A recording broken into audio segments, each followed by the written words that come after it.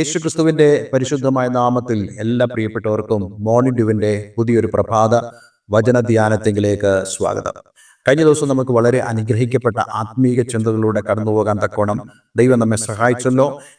ഈ ദിവസങ്ങളിൽ നമ്മൾ ധ്യാനിക്കുന്നത് ദൈവരാജ്യം എന്നുള്ള വിഷയത്തെക്കുറിച്ചാണ്. നമുക്കെല്ലാവർക്കും അറിയാം, കർത്താവ് യേശുക്രിസ്തു ഈ ഭൂമിയിൽ വന്നതിന്റെ ഏറ്റവും പ്രധാനപ്പെട്ട ഉദ്ദേശം ദൈവരാജ്യം സ്ഥാപിക്കുക എന്നുള്ളതാണ്. സാധാരണയായിട്ട് യേശുക്രിസ്തു ഈ ഭൂമിയിലേക്ക് വന്നതിന്റെ പ്രധാനപ്പെട്ട ഉദ്ദേശം എന്താണെന്ന് നമ്മൾ പൊതുവിലൊന്ന് ചോദിച്ചാൽ ആളുകൾ പറയും, നമുക്ക് വേണ്ടി മരിക്കാനാണ് യേശുക്രിസ്തു വന്നത്. തീർച്ചയായിട്ടും അത് ശരിയായ ഒരു ഉത്തരമാണെങ്കിലും അതിനേക്കാൾ ഏറെ ശരിയായിട്ടുള്ള ഉത്തരം എന്ന് പറയുന്നത് യേശുക്രിസ്തു വന്നത് ദൈവരാജ്യം സ്ഥാപിക്കുവാനാണ്. യേശുക്രിസ്തുവിന്റെ മരണം ഈ ദൈവരാജ്യവുമായി ബന്ധപ്പെട്ട ഒന്നായതുകൊണ്ട് ദൈവരാജ്യം സ്ഥാപിക്കുവാനാണ് കർത്താവ് യേശുക്രിസ്തു ഈ ഭൂമിയിൽ വന്നത് എന്നുള്ളതാണ് വളരെ ശരിയായിട്ടുള്ള ഒരു മറുപടി. അതുകൊണ്ട് ഈ ദിവസങ്ങൾ നമ്മൾ ദൈവരാജ്യം എന്നുള്ള വിഷയത്തെക്കുറിച്ചാണ് ചിന്തിക്കുന്നത്. ഞാൻ ഈ ഒരു ടോപ്പിക് എടുക്കാൻ കാരണം, നമ്മളെല്ലാവരും ദൈവരാജ്യത്തെക്കുറിച്ച് നല്ല അറിവുള്ളവരായിരിക്കണം. അതേസമയം തന്നെ നമ്മൾ ദൈവരാജ്യത്തിൽ ജീവിക്കുന്നവരും ആയിത്തീരണം. എപ്പോഴും നമ്മുടെ ജീവിതത്തിൽ രണ്ട് രീതിയിലുള്ള താരതമ്യങ്ങൾ സംഭവിക്കാം. ഒന്നാമതായിട്ട്, നമ്മൾ ഈ ഭൂമിയിൽ ജീവിക്കുന്നു, ഈ ലോക രാജ്യത്തിൽ നമ്മളായിരിക്കുന്നു. എന്നാൽ അതേസമയം തന്നെ ദൈവം നമ്മളോട് പറയുന്നു, നിങ്ങൾ ദൈവരാജ്യത്തിലാണ്. എങ്ങനെയാണ് ഒരുവൻ ദൈവരാജ്യത്തിലേക്ക് കടന്നു വരുന്നത്?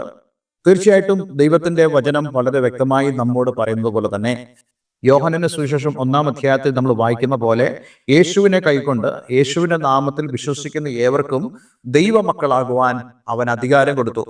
നമ്മൾ ദൈവമക്കളാകുന്നതിലൂടെ നമ്മൾ ദൈവരാജ്യത്തിലേക്ക് പ്രവേശിക്കുക.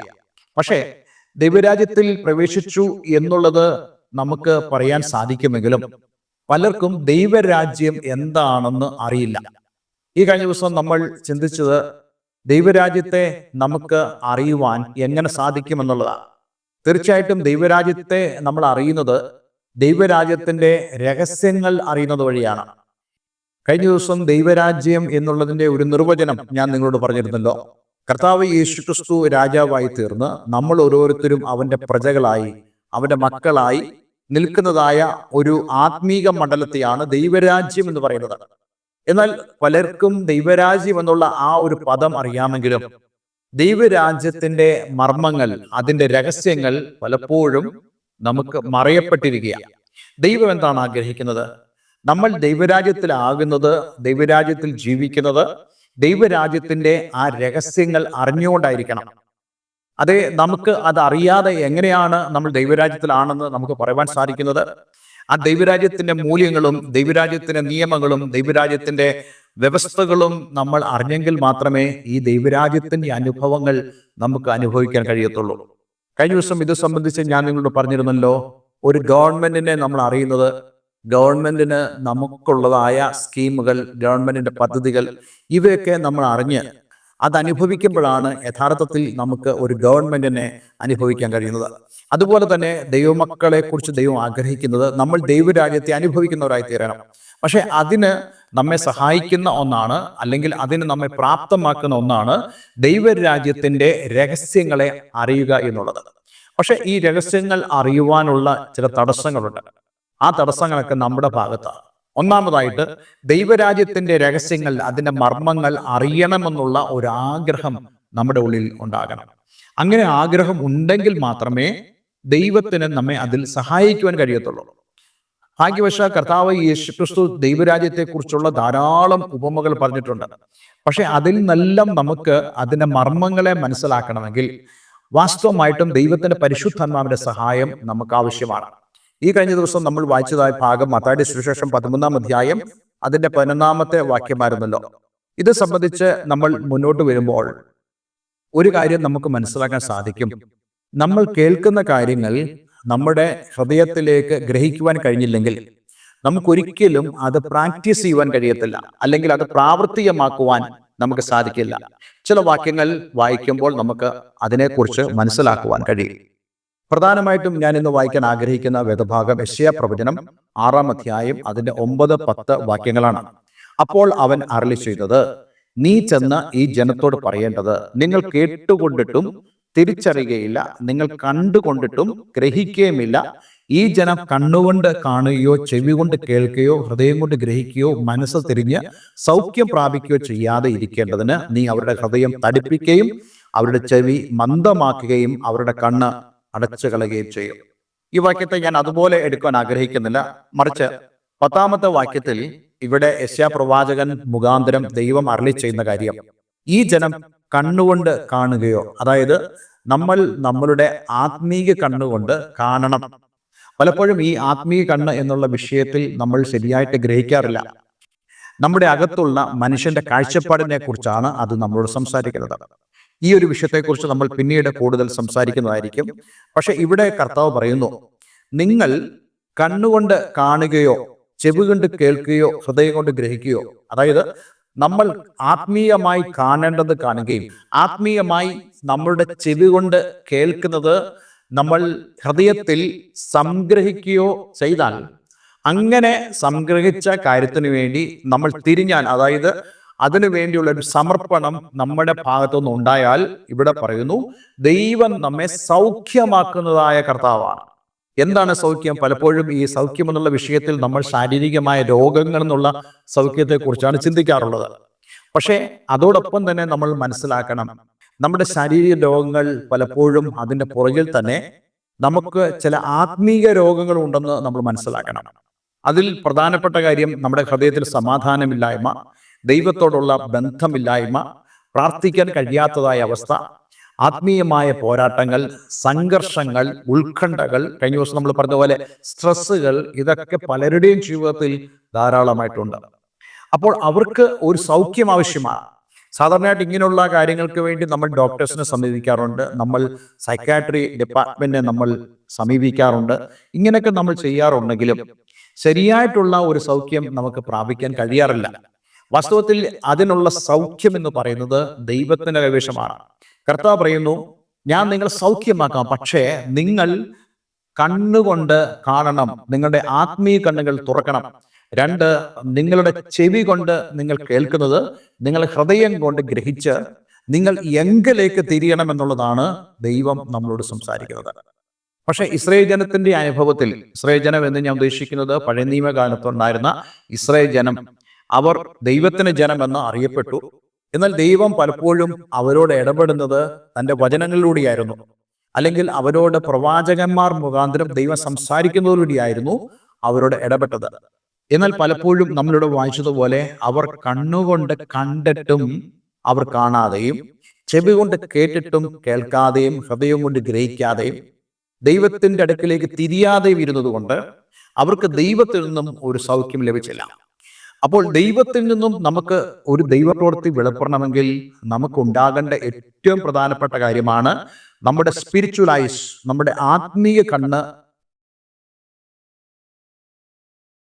ഞാൻ നേരത്തെ തന്നെ നിങ്ങളോട് പറഞ്ഞിരുന്നു, ഇത് കൂടുതൽ വിശദീകരിക്കേണ്ട ഒരു കാര്യമാണെങ്കിലും ഒരു ഉദാഹരണത്തിലൂടെ ഞാൻ നിങ്ങളോട് പറയാൻ ആഗ്രഹിക്കുന്നുണ്ട്. നമുക്കെല്ലാവർക്കും അറിയാവുന്ന കാര്യമാണ്, പ്രവാചകനും പ്രവാചകന്റെ ഭൃത്യനും കൂടെ അവർ ശമരിയ പട്ടണത്തിൽ താമസിക്കുമ്പോൾ അരാമ്യർ എന്നറിയപ്പെടുന്നതായ ഒരു വലിയ സൈന്യം ഈ പ്രവാചകനെ പിടിക്കാൻ വേണ്ടി ക്യാമ്പ് ചെയ്തു. ഇവരുടെ താമസിക്കുന്ന വീടിന് ചുറ്റും ക്യാമ്പ് ചെയ്തു. പ്രഭാതത്തിൽ ഈ ഭൃത്യൻ വെളിയിലോട്ട് നോക്കുമ്പോൾ കാണുന്നത് അരാമ്യ സൈന്യം തങ്ങൾക്ക് ചുറ്റും പാളയം ഇറങ്ങിയിരിക്കുന്നതാണ് കാണുന്നത്. അപ്പോൾ ഈ ഭൃത്യൻ പറഞ്ഞു, യജമാനനെ നമ്മൾ അകപ്പെട്ടു പോയി. അപ്പോൾ ഈ യജമാനൻ പറഞ്ഞു, ദൈവമേ ഇവന്റെ കണ്ണ് തുറക്കണമേ. കാരണം യജമാനനായ ആ പ്രവാചകൻ കാണുന്നത് അരാമ്യ സൈന്യത്തെ അല്ല, ആ പ്രവാചകൻ കാണുന്നത് ദൈവത്തിന്റെ സൈന്യം ദൈവത്തിന്റെ സൈന്യം ആയിരമായും കോടിക്കോടിയുമായി തങ്ങൾക്ക് ചുറ്റും പാളയം ഇറങ്ങിയിരിക്കുന്നതാണ് കാണുന്നത്. ഇതാണ് സ്പിരിച്വൽ ഐ എന്ന് പറയുന്നത്, ആത്മീയ കണ്ണെന്ന് പറയുന്നത്. അതായത് ഇന്ന് കാണുന്നതായ പ്രതികൂലത്തിന് നടുവിൽ ദൈവം നിങ്ങൾക്ക് വേണ്ടി എല്ലാ കാര്യങ്ങളും അനുകൂലമാക്കുന്നത് ആത്മാവിന്റെ കണ്ണാൽ കാണുവാൻ കഴിയുന്നവർക്കാണ് ആത്മീയ കണ്ണ് ആരോഗ്യമുള്ളത് എന്ന് പറയുന്നത്. ഇന്ന് ഒരുപക്ഷെ പ്രതിബന്ധങ്ങൾ കാണും, നാളത്തെ കാര്യത്തെക്കുറിച്ച് നിങ്ങൾക്ക് അറിയില്ലായിരിക്കാം. പക്ഷേ ദൈവം നിങ്ങളെ സന്തോഷത്തോടെ അനുഗ്രഹത്തോടെ കൊണ്ടുവരുന്നത് ആത്മീയ കണ്ണുകളാൽ നിങ്ങൾക്ക് കാണാൻ കഴിയാനും അതേപോലെ ദൈവത്തെ മഹത്വപ്പെടുത്തുവാനും നിങ്ങൾക്ക് സാധിക്കണം. അതുപോലെ തന്നെയാണ് ദൈവത്തിന്റെ വചനം നിങ്ങൾ കേൾക്കുമ്പോൾ ആ വചനം നിങ്ങളുടെ ഹൃദയത്തിലേക്ക് വന്ന് അത് ഗ്രഹിച്ച് അടുത്തത്, ആ വചനത്തിനനുസരിച്ചുള്ള ഒരു ആക്ഷൻ, ഒരു പ്രവൃത്തി നമ്മുടെ ജീവിതത്തിൽ വെളിപ്പെടുമ്പോൾ അവിടെ ദൈവത്തിൻ്റെ പ്രവൃത്തി സംഭവിക്കുക തന്നെ ചെയ്യും എന്നുള്ളതാണ്. ഇത് നമുക്ക് വിശുദ്ധ ബൈബിളിൽ ഉടനീളം നമുക്ക് കാണുവാൻ കഴിയുന്നുണ്ട്. അതുകൊണ്ട് ഇന്നലെ കേൾക്കുന്ന പ്രിയമുള്ളവരെ, ദൈവം നമ്മുടെ ജീവിതത്തിൽ തൻ്റെ സൗഖ്യം വെളിപ്പെടുത്തണമെങ്കിൽ നാം അവനെ ആത്മീയ കണ്ണുകളാൽ, അല്ലെങ്കിൽ അവൻ്റെ പ്രവൃത്തികളെ ആത്മീയ കണ്ണുകളാൽ കാണുകയും ദൈവത്തിൻ്റെ വചനത്തെ അതിനെ അടിസ്ഥാനമായി കേട്ടുകൊണ്ട് നമ്മുടെ ഹൃദയത്തിൽ ഗ്രഹിക്കുകയും ദൈവത്തിങ്കിലേക്ക് മനസ്സ് തിരിയുകയും ചെയ്യുമെങ്കിൽ തീർച്ചയായിട്ടും ദൈവത്തിൻ്റെ മഹത്വം നമുക്ക് കാണുവാൻ കഴിയും. ക്രിസ്മസ് അടുത്ത് വരികയാണല്ലോ. യേശുക്രിസ്തുവിൻ്റെ ജനനത്തോടനുബന്ധിച്ച് മാലാഖ വന്ന് മറിയയ്ക്ക് പ്രത്യക്ഷമാകുമ്പോൾ മറിയോട് ആ മാലാഖ ദൈവിക പദ്ധതികളെക്കുറിച്ച് പറയുക. മറിയോട് ആ മാലാഖ പറഞ്ഞെന്താണ്? മറിയോട് പറഞ്ഞത്, നീ ഗർഭം ധരിച്ച് ഒരു മകനെ പ്രസവിക്കും, അവന് ദൈവം നമ്മോടുകൂടെ എന്നർത്ഥമുള്ള ഇമ്മാനുവേൽ എന്ന് പേര് വിളിക്കണം. അപ്പോൾ മറിയ ദൂതനോട് പറഞ്ഞ ആശങ്കകൾ എന്താണ്? ഇതെനിക്ക് എങ്ങനെ സംഭവിക്കും? ആത്മീയ കണ്ണ് തുറക്കപ്പെട്ടതായ മറിയ ചോദിക്കുന്നു, ഇതെനിക്ക് എങ്ങനെ സംഭവിക്കും എന്ന് ചോദിക്കുമ്പോൾ ദൂതൻ പറഞ്ഞ മറുപടി, അത്യുന്നതന്റെ ശക്തി നിന്റെ മേൽ വരും, പരിശുദ്ധാത്മാവ് നിന്റെ മേൽ നിഴലിടും എന്ന് പറഞ്ഞിട്ട് നിനക്കൊരു സന്തതി ഉണ്ടാകുമെന്ന് പറയപ്പോൾ മറിയ അത് ഗ്രഹിച്ചിട്ട് അവൾ അതിന് ആമേൻ പറഞ്ഞു. എനിക്കങ്ങനെ സംഭവിക്കട്ടെ എന്ന് അവൾ പറഞ്ഞു. എന്താ സംഭവിച്ചത്? മറിയ ഒരു പുരുഷന്റെ സഹായമില്ലാതെ അതേ പരിശുദ്ധാത്മാവിൻ്റെയും അത്യുന്നതനായ ദൈവത്തിൻ്റെയും സഹായത്താൽ അവൾ ഗർഭിണിയായിട്ട് മാറി. ഇതാണ് ദൈവപ്രവൃത്തി എന്ന് പറയുന്നത്. കേവലം കാണുക എന്നുള്ളതല്ല, കേവലം കേൾക്കുക എന്നുള്ളതല്ല, ആത്യന്തികമായി നമ്മുടെ ഹൃദയത്തിലേക്ക് അത് കടന്നു വരികയും നമ്മൾ സംഗ്രഹിക്കുകയും, അതായത് ആ വചനത്തെ നമ്മുടെ ഉള്ളിൽ ഒരു വിത്തെന്ന പോലെ നാം സൂക്ഷിക്കുകയും ചെയ്താൽ ദൈവത്തിൻ്റെ മഹത്വം നമ്മുടെ ജീവിതത്തിൽ വെളിപ്പെടുന്നത് നമുക്ക് കാണുവാൻ സാധിക്കാം. ഇന്ന് നിങ്ങളുടെ ഓരോരുത്തരും ജീവിതത്തിലും അതാണ് സംഭവിക്കാൻ പോകുന്നത്. പക്ഷേ നമ്മൾ പ്രധാനമായി മനസ്സിലാക്കുക, നമ്മുടെ ആത്മീയ ദൃഷ്ടി തുറന്നിരിക്കട്ടെ. ദൈവവചനത്താൽ അത് സംഭവിക്കും. അതുപോലെ തന്നെ ദൈവത്തിൻ്റെ വചനത്തിൻ്റെ കേൾവി നമുക്ക് നിരന്തരമായി ഉണ്ടാകട്ടെ.